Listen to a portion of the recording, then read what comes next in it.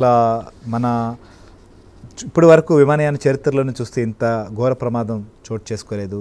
వందల సంఖ్యలో కూడా చనిపోయి ఉంటారు. ఇంతవరకు అధికారికంగా లెక్కలు రానప్పటికీ ఆ ప్రమాదం జరిగినటువంటి పరిస్థితి మనం చూస్తే మనకున్న సమాచారం ప్రకారం ఇప్పటి వరకు ఒక్కరు మాత్రమే, రమేష్ అనేటువంటి ఒక ప్రయాణికుడు మాత్రమే సజీవంగా బయటపడ్డారు. ప్రస్తుతం ఆయన హాస్పిటల్లో చికిత్స పొందుతున్న పరిస్థితి. అసలు దీనిపైన ఇప్పటికే విచారణ కూడా చేపట్టింది. అక్కడికి ఒక ప్రత్యేక బృందం కూడా డీజీసీ పంపించింది. సో ఈ ప్రమాదం జరిగిన తర్వాత మీరు కూడా చాలా అంశాలపైన ఇలాంటి పరిశీలించి ఉండొచ్చు గతంలో. అసలు ఎందుకు అయి ఉండొచ్చు సార్ ఈ ప్రమాదం గురించి అసలు మీ రెస్పాన్స్ ఏంటి? సాధారణంగా ఏంటంటే ఈ బోయింగ్ 787 అన్నది ఇప్పటి వరకు సుమారుగా మొత్తం ప్రపంచంలోనే ఒక 1600 ఫ్లైట్స్ వాళ్ళు డెలివర్ చేశారు. ఆర్డర్స్ చాలా ఉన్నాయని.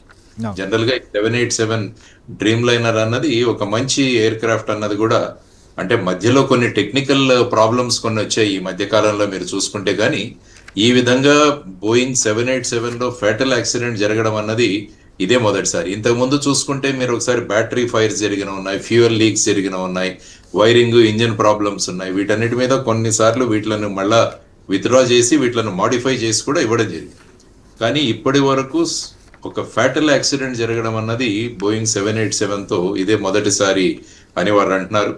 తర్వాత మీరు ముఖ్యంగా చూసుకుంటే భారతదేశంలో మనం బోయింగ్ తర్వాత వచ్చేసి ఎయిర్ బస్, ఈ రెండు ఉంటాయి మన దాంట్లో. ఈ బోయింగ్స్ అన్నవి యునైటెడ్ స్టేట్స్ లో తయారవుతాయి, ఎయిర్ బస్ అన్నవి జర్మనీలో తయారవుతాయి. ఈవెన్ మన ATR చిన్న ఎయిర్ క్రాఫ్ట్స్ ఉంటాయి, అవి కూడా జర్మనీలో ఎయిర్ బస్ మోడల్స్ లో ఉంటాయి. సో ఈ విధంగా చాలా సురక్షితంగా ఉన్న ఎయిర్ క్రాఫ్ట్ అని, తర్వాత వచ్చేసి పైలట్స్ ఇద్దరు కూడా చాలా అనుభవజ్ఞులైన పైలట్స్ అని కూడా ఇందులో మనకు తెలియజేయడం జరిగింది. ఒక ఆయన మెయిన్ చీఫ్ పైలట్ వచ్చి సుమారుగా 8000 గంటల మీద ఫ్లయింగ్ అవర్స్, తర్వాత ఇంకొక కో పైలట్ వచ్చేసి సుమారుగా 1100 ఫ్లయింగ్ అవర్స్ కూడా ఆయన చేశారు. కాబట్టి ఇప్పుడు బేసిక్ గా మనం చూడాల్సింది ఏంటంటే, తర్వాత బోయింగ్ 787 వారు చెప్పడం ఏంటంటే ఇది ఎక్కువగా పైలట్ ఓరియంటెడ్ ఫ్లైట్ అని కూడా అన్నారు. వేరేజ్ ఎయిర్ బస్ చూస్తే అది కొంచెం టెక్నికల్, తర్వాత వచ్చేసి ఎక్కువగా సిస్టమ్స్ మీద వెళ్ళిపోయే, కంప్యూటర్ సిస్టమ్స్ మీద వెళ్ళిపోయే ఫ్లైట్ అన్నది కూడా ఉంది. కాబట్టి ముఖ్యంగా జనరల్ గా టేక్ ఆఫ్ అప్పుడు ఎప్పుడు కూడా, నాకు పైలట్స్ కొంతమంది ఫ్రెండ్స్ ఉన్నారు కాబట్టి వాళ్ళతో మాట్లాడినప్పుడు, టేక్ ఆఫ్ ల్యాండింగ్ అన్నది టోటల్ గా పైలట్ చేతిలో ఉంటుంది, ఎందుకంటే ఆటో పైలట్ జనరల్ గా వాడరు. సో ఇటువంటి పరిస్థితుల్లో అనుభవజ్ఞులైన వారు తర్వాత ఏం చెప్పడం అంటే, ఈ గేర్ ఏదైతే ఉంటుందో, అంటే మనం ఫ్లయింగ్ అయిన తర్వాత వీటిని మళ్ళా మూసేస్తారు. ఈ landing and take off gear ఏదైతే ఉంటుందో అవి కూడా ఇంకా క్లోజ్ అవ్వలేదు అన్నట్టుగా కూడా కొన్ని రిపోర్ట్స్ వస్తున్నాయి.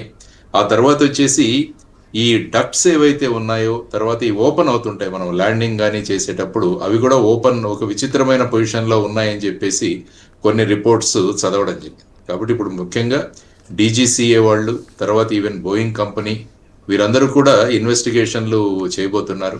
అంటే మామూలుగా ఈ ఫ్లైట్స్ లో 2 ఇంజిన్స్ ఉంటాయి, ఒకటి ఫెయిల్ అయినా కూడా ఇంకొకటి పని చేస్తుంది. కానీ 2 పని చేయకపోవడం అన్నది చాలా, మీరు అన్నట్టు చాలా సర్ప్రైజ్ అయింది. ఎందుకంటే వరల్డ్స్ సేఫెస్ట్ ప్లేన్ అని కూడా దీనికి పేరుంది. సో అటువంటి పరిస్థితుల్లో ఏమైంది అన్నది అందరికీ కూడా ఆశ్చర్యం కలిగజేసిన ఒక ఇన్సిడెంట్ ఇది. ఇందులో ఏం జరిగింది, టోటల్ సిస్టమ్ ఎలా ఫెయిల్ అయింది అన్నది కూడా చూడాలి. ఎందుకంటే వాళ్ళు పైలట్స్ కూడా ఇంకా మేమేమీ చేయలేమన్న స్థితిలో వాళ్ళు జనరల్ గా మేడే అని అంటుంటారు వాళ్ళు. అంటే పరిస్థితుల్లో ఏమీ లేదు. అదే మీరు హెలికాప్టర్స్ తీసుకుంటే కొన్ని సిస్టమ్స్ ఉన్నాయి. ఫర్ ఎగ్జాంపుల్ మనకి ఇక్కడ జరిగిన హెలికాప్టర్ మేము ఏదైతే ఇన్వెస్టిగేట్ చేశామో, స్వర్గీయ రాజశేఖర రెడ్డి గారి హెలికాప్టర్ ఫ్లైట్ దాంట్లో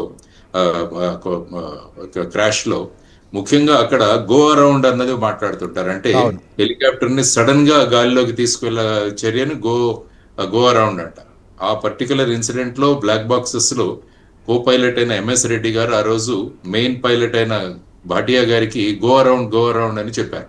అంటే మనం ఎక్కడో కిందికి వచ్చేసాము, వెంటనే మనం పైకి తీసుకోవాలన్నది అక్కడ వాడిన కోడ్ లాంగ్వేజ్. ఇక్కడ వచ్చేసి మేడే అంటే టోటల్ గా వాళ్ళు ఇక కాంటాక్ట్ పోయింది ATC.